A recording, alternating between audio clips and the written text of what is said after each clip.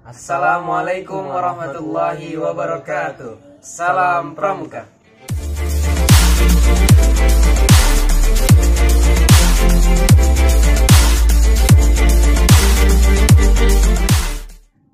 Halo adik-adik semua, apa kabar kalian semua? Mudah-mudahan dalam keadaan baik semuanya ya. Amin. Baik adik-adik, untuk materi kita pada kali ini kita akan membahas seputar sandi. Jadi apa itu sandi, Kak Husnul? Ya, kalau misal kita perhatikan, kita sehari-hari dapat berkomunikasi dengan bahasa. Nah, di dalam pramukaan ada yang namanya sandi untuk menyampaikan suatu unek-unek Informasi mungkin informasi bisa. Nah, dalam melalui sandi. Jadi dalam kegiatan pramuka itu sandi itu kayak dijadikan bahan pembelajaran bagi kita semua. Jadi sandi itu buat komunikasi ya, intinya ya, Kak Husnul ya. Seperti itu. Ya, seperti itu. Sandi menurut KBBI atau menurut istilah pramukaan, sandi itu artinya rahasia. Jadi sandi itu tidak bisa kita tahui kalau misal kita belum tahu rumusnya. Jadi sandi itu rahasia. Kagak semua orang tahu. Kode-kodean jadinya. Seperti itu. Jadi kita akan membahas seputar kode-kodean. Baik, untuk pembahasan sandi kita akan membahas 4 sandi saja. Sandi. Sejujurnya kalau kita lihat dari segi sandi, jumlahnya itu akan banyak sekali. Jadi untuk kali ini kakak akan memberitahu adik-adik sekalian hanya 4 sandi saja. Mungkin di lain pertemuan atau pembelajaran yang akan datang, kakak akan mengasih yang lebih banyak. Oke, kita mulai dari yang pertama.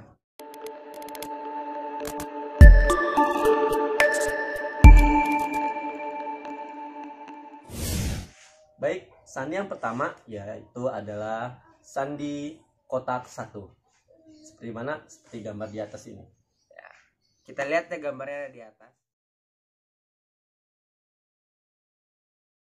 Yang tadi sudah adik-adik lihat, rumusnya itu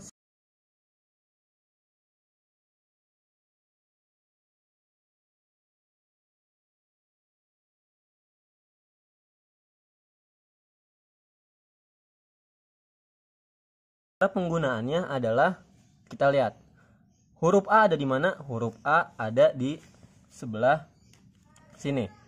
Ini huruf A dan B. Jadi kalau misalnya adik-adik pengen mengikuti huruf A, perbedaannya adalah di titik masing-masing huruf. Jadi kalau huruf A, adik-adik menggunakan yang di sini, berarti kotaknya setengah. Ini huruf A. Huruf B sama, cuman ditambahin titik. Terus bagaimana huruf S? Huruf S mana? Ini huruf S. S dan T. Jadi huruf S adalah seperti ini. Ini huruf S. Huruf X gimana, Kak? Huruf X ada di sebelah sini, tapi di atasnya ada titik. Berarti kita pakai yang ini. Jadi huruf X adalah seperti ini. Nah, kakak akan ambil contoh dengan kalimat. Misalnya daun. Daun kan huruf D. Huruf D adik-adik cari di mana? Di sini. Huruf D ada titiknya di atas, berarti memakai kotak yang atas ini. Berarti huruf D adalah seperti ini. Tambahin titik. Ini huruf D. Huruf A mana? A yang ini sama yang tadi, berarti ini. Da. Huruf U. Huruf U ada di atas sebelah sini. Jadi huruf U kagak ada titik, makanya menggunakan seperti ini. Sama N, mana huruf N? Huruf N di sebelah sini. Dan dia ada titik, maka huruf N menjadi seperti ini. Jadi katanya adalah daun.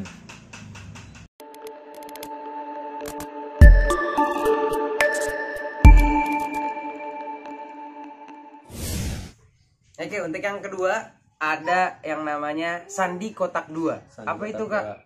Jadi sandi kotak 2 itulah saudara sandi kotak 1. Jadi cara pengguna juga hampir sama, memilih dari rumus yang di atas tadi. Seperti ini. Nah, ini rumus untuk sandi kotak 2 ya, adik-adik.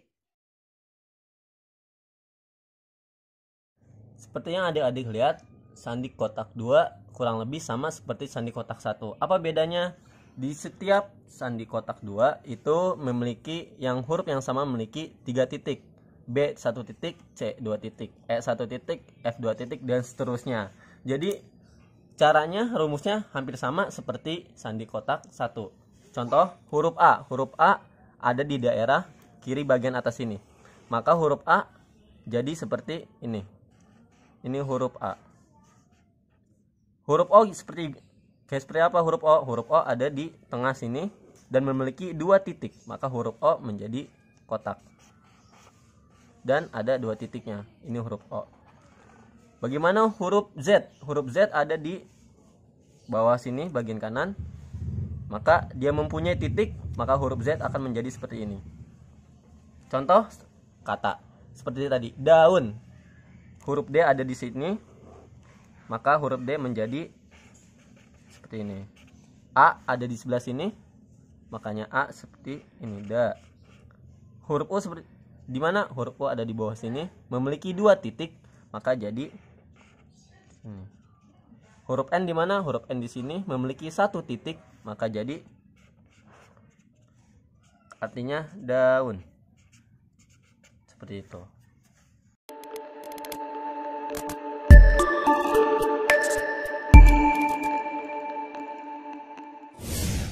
Baik, untuk sandi yang ketiga yaitu sandi AN. Seperti apa sandi AN? Ya, sandi AN kita bisa lihat rumusnya ada di atas. Untuk sandi AN, nah, kakak akan menjelaskan kenapa disebut sandi AN. Karena huruf A dan huruf N itu saling berhadapan, makanya disebut sandi AN di sini. Terus bagaimana cara penggunaannya?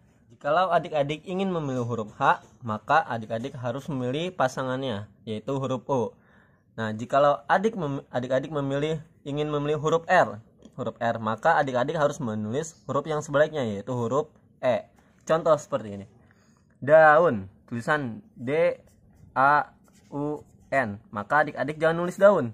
D temannya mana? D itu sebelah dengan Ki, berarti Ki. A N. Huruf U temenan dengan huruf H. Huruf N temenan dengan huruf A. Maka daun dalam kode sandi AN adalah QNHA. Seperti itu. Dapat dimengerti adik-adik?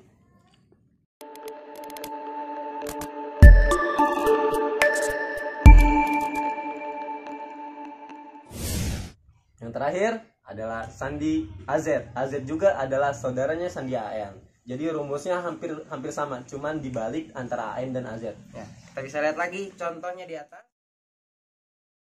Yang terakhir sandi AZ. Seperti sandi AN yang sebelumnya, sandi AZ. Kenapa disebut sandi AZ? Karena huruf A dan huruf Z itu saling berhadapan atau berkeluarga mereka.